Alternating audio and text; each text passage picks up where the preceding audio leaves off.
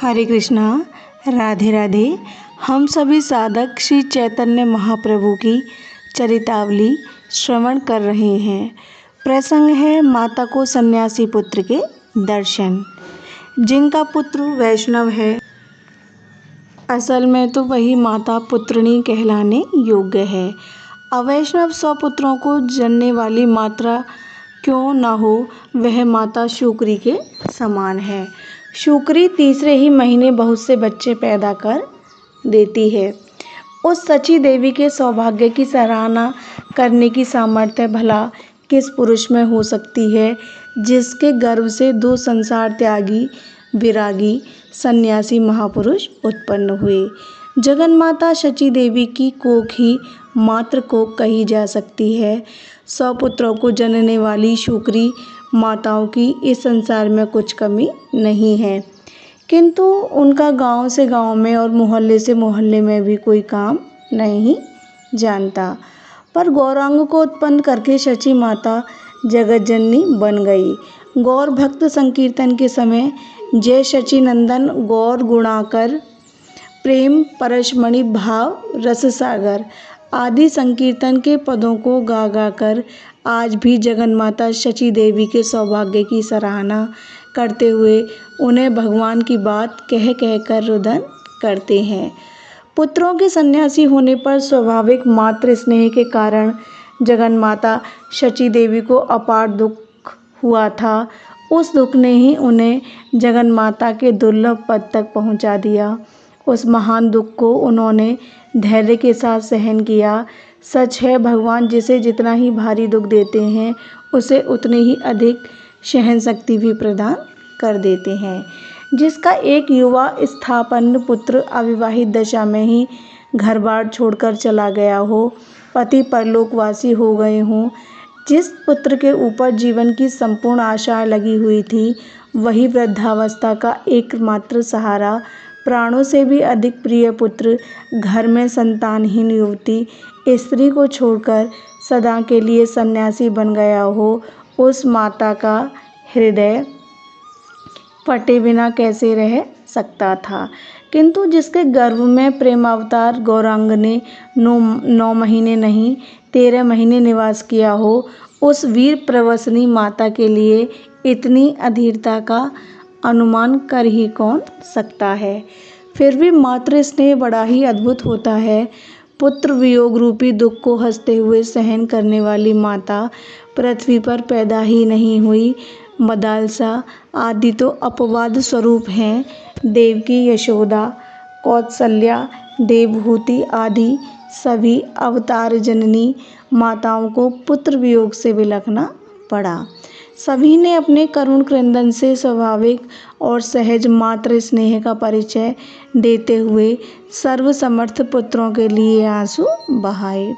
फिर शची देवी किस प्रकार बच सकती थी, वह भी चंद्रशेखर आचार्य तथा श्रीधर आदि भक्तों से जल्दी ही शांतिपुर को चलने का आग्रह करने लगी। आचार्य ने उसी समय एक पालकी का प्रबंध किया और उस पर माता को चढ़ाकर शांतिपुर की ओर चलने लगी। माता तो पालकी पर चढ़कर सन्यासी पुत्र को देखने के लिए चल दी, किंतु पति प्राणा बेचारी विष्णुप्रिया क्या करती। उसे तो अपने सन्यासी पति के दूर से दर्शन करने तक की भी आज्ञा नहीं थी। वह तो गेरुआ वस्त्र पहने अपने प्राणनाथ को आंख भरकर देख भी नहीं सकती थी। उसके लिए तो उसके जीवन सर्वस्व अन्य लोगों की भी अपेक्षा बिराने बन गए, किंतु यह बात नहीं थी। लोक दृष्टि से उसके पति चाहे सन्यासी भले ही बन गए हों, शिष्टाचार की रक्षा के निमित्त चाहे वह अपने प्राणनाथ के इस स्थूल शरीर के दर्शन न कर सके, किंतु उसके आराध्य देव तो सदा उसके हृदय मंदिर में निवास कर रहे थे।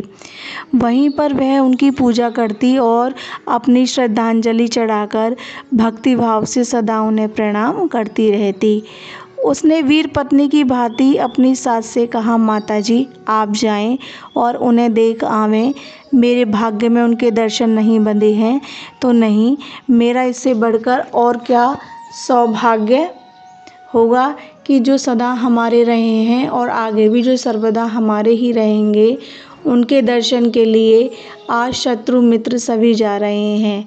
मैं तो उन्हीं की हूँ और उन्हीं की रहूँगी, चाहे वे सन्यासी वेश में रहें या गृहस्थी वेश में। मेरे हृदय में इन बाहरी चिन्हों से भेदभाव नहीं हो सकता। मेरे तो वे एक ही हैं, चाहे जिस अवस्था में रहें। अपनी पुत्रवधू की ऐसी बात सुनकर माता मन ही मन उसकी प्रशंसा करती हुई पालकी पर चढ़कर भक्तों से घिरी हुई शांतिपुर की ओर चली। इधर महाप्रभु के घर पहुँचते ही अद्वैताचार्य की धर्मपत्नी सीता देवी ने बात की बात में ही भांति भांति के व्यंजन बनाकर तैयार कर लिए। जितने व्यंजन उसने बनाए थे, उतने व्यंजनों को अनेकों स्त्रियां मिलकर कई दिनों में भी नहीं बना सकती थीं। खट्टे मीठे चरपरे नमकीन तथा भांति भांति के अनेक पदार्थ बनाए गए। 20 प्रकार के साग थे। एक केले के ही साग कई प्रकार से बनाए गए। चावल की, मखानों की, रामतोरई की, केले की तथा तीकुर की कई प्रकार की खीरें थीं। मूंग के, उड़द के, घुइयों के और भी कई प्रकार के बड़े थे। कद्दू का, बथुआ का, पुदीने का, धनिए का और नुक्तियों का अलग अलग पात्रों में रायता रखा हुआ था। भांति भांति की मिठाइयाँ थीं। विविध प्रकार के अचार तथा मुरब्बे थे। बहुत बढ़िया चावल बनाए गए थे। मूंग, उड़द, अरहर, मोठ, चना आदि कई प्रकार की अलग अलग दालें बनाई गई थीं। दही चूरा, दूध चूरा, नारिकेल, दूध आदि विभिन्न प्रकार के द्रव्य तैयार किए गए। आचार्य ने 3 स्थानों में सभी पदार्थ सजाए और भगवान का भोग लगाकर प्रभु से भोजन करने की प्रार्थना की। प्रभु के बैठने के लिए आचार्य ने 2 आसन दिए और उन्हें हाथ पकड़कर भोजन के लिए बिठाया। भांति भांति की इतनी सामग्रियों को देखकर प्रभु कहने लगे, धन्य हैं जिनके घर में इतने सुंदर सुंदर पदार्थों का नित्य प्रति भगवान को भोग लगता हो। उनकी चरण धूलि से पापी पुरुष भी पावन बन सकते हैं। सीता माता तो साक्षात अन्नपूर्णा मातेश्वरी हैं, जिनके द्वार पर सदाशिव सदा अपना खप्पर फैलाए भिक्षा के निमित्त खड़े रहते हैं। उनके लिए इतने व्यंजनों का बनाना कौन कठिन है। आचार्य देव ने कहा, शिवजी भी विष्णु की शरण में गए बिना अन्नपूर्णा को अगस्त्य के शाप से छुटाने में समर्थ नहीं है, फिर चाहे वे कितने भी अधिक व्यंजन बनाना क्यों ना जानती हूँ। इस संबंध में एक कथा है। एक दिन अन्नपूर्णा माता पार्वती जी ने किसी व्रत का पारायण किया। इसके उपलक्ष्य में वे एक योग्य तपस्वी ब्राह्मण को भोजन कराना चाहती थीं। उन्होंने अगस्त्य जी को भोजन कराने का विचार किया और अपनी इच्छा देवादिदेव महादेव जी के सम्मुख प्रकट की। महादेव जी ने सुनते ही कानों पर हाथ रखते हुए और अपने दांतों से जीभ काटते हुए कहा, पप्पा रे पप्पा, अगस्त्य जी का पेट कौन भर सकता है। देवी, तुम इस विचार को छोड़ दो, किसी दूसरे ब्राह्मण को भोजन करा दो। जगन माता पार्वती देवी को अपनी शक्ति का गर्व था। उन्होंने कुछ अभिमान के स्वर में कहा, क्या मैं एक अगस्त्य जी का भी पेट ना भर सकूंगी? वे कितना भी खाएं, मैं सब प्रबंध कर लूँगी। शिवजी ने कहा, देवी तुम अपना हठ छोड़ दो। अगस्त्य जी तो बड़वानल के साक्षात अवतार हैं, उन्हें तृप्त करना कोई हंसी खेल नहीं है। और भी तो ज्ञानी तपस्वी ऋषि महर्षि बहुतेरे हैं। बालहट और त्रियाहट ये ही 2 प्रसिद्ध हट हैं। पार्वती जी अगस्त्य जी के हो निमंत्रण पर अड़ गईं। शिव ने कहा, अच्छा जैसी तुम्हारी इच्छा, किंतु तुम ही सब करना धरना, मैं इस चक्कर में ना पड़ूंगा। तुम्हारे कहने से उन्हें निमंत्रण दिए आता हूँ। इतना कहकर शिवजी अगस्त्य मुनि को निमंत्रित कर आए। ठीक समय पर अगस्त्य भगवान पधारे।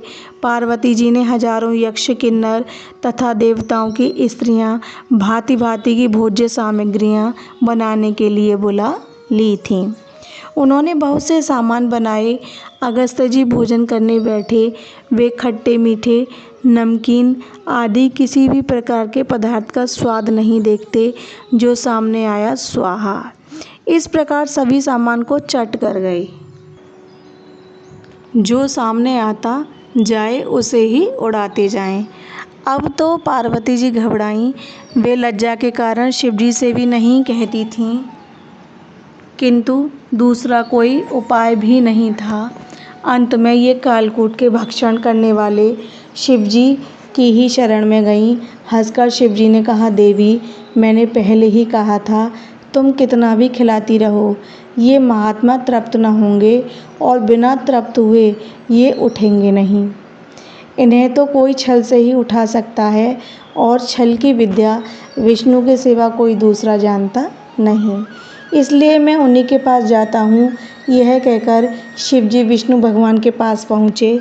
सब वृतांत सुनकर हंसते हुए भगवान बोले, पार्वती जी ने हमारा तो कभी निमंत्रण किया नहीं, अब आपत्ति के समय हमें बुलाया है।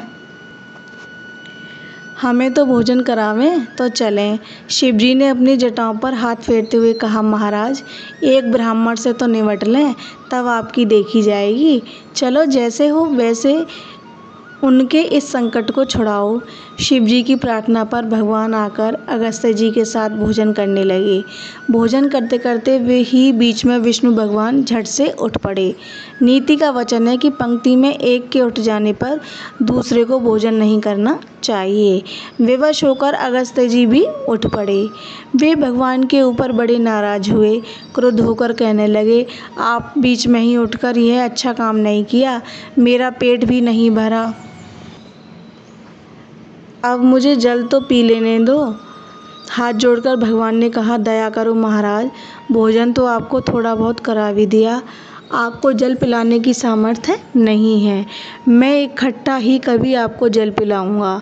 उस वादे को भगवान ने समुद्र का संपूर्ण जल पिलाकर पूरा किया।